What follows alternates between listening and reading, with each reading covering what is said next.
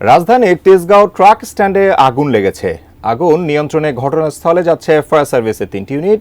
বিস্তারিত জানাতে যুক্ত হচ্ছেন সহকর্মী সাব্বির। সাব্বির, আমরা জেনেছি যে আগুন নিয়ন্ত্রণে এসেছে এবং প্রাথমিকভাবে আগুনের সূত্রতা কিংবা প্রাথমিক ক্ষয়ক্ষতির কোনো খবর আপনার কাছে আছে কিনা?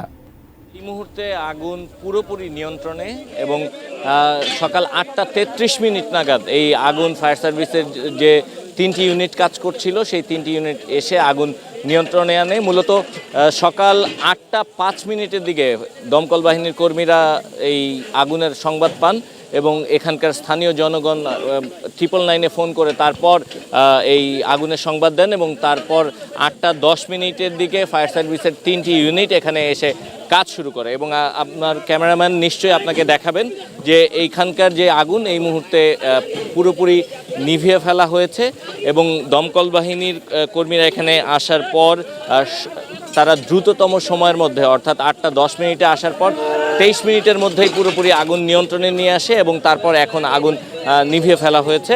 তবে আসলে কি পরিমাণ ক্ষয়ক্ষতি এখানে হয়েছে সে বিষয়টি এখনই নিরূপণ করা সম্ভব হয়নি, কারণ এখানে যেই জায়গায় মূলত একটি গ্যারেজ ছিল, যেই গ্যারেজটির ভেতরে বিভিন্ন ধরনের ব্যাটারি ছিল, তারপর এখানকার আপনার যেই একটি ওয়ার্কশপ ছিল, এটি মূলত এখানকার যেই কাভার্ড ভ্যানগুলো রয়েছে, কাভার্ড ভ্যান, ট্রাক এবং অন্যান্য যেই গাড়িগুলো ছিল সেই গাড়িগুলো সারানোর জন্য বা সেই গাড়ির কোনো প্রবলেম হলে তারা এইখান থেকে এই ওয়ার্কশপ থেকে মূলত সেই কাজগুলো করতেন।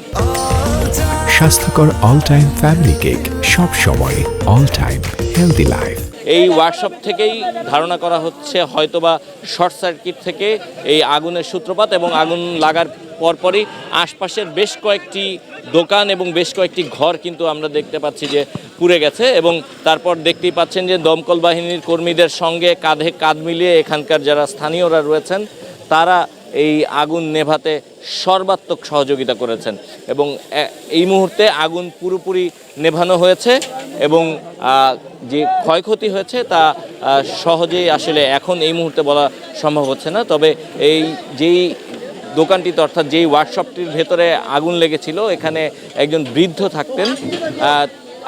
তিনি রাতের বেলা যখন ঘুমিয়েছেন তখন এই ওয়ার্কশপটি তালা মেরে তারপর ঘুমিয়েছিলেন, কিন্তু আগুন যখন লেগেছে পরবর্তীতে স্থানীয় জনগণের সহায়তায় তাকে সেখান থেকে উদ্ধার করে নিয়ে যাওয়া হয়েছে। আগুনে ক্ষয়ক্ষতি হয়েছে কিন্তু কোনো প্রাণহানি বা আহতের ঘটনা এখনও পর্যন্ত নেই। তো এই ছিল এই মুহূর্তে তেজগাঁ ট্রাক স্ট্যান্ডে যেই আগুন লেগেছে সেই আগুনের ঘটনার সবশেষ।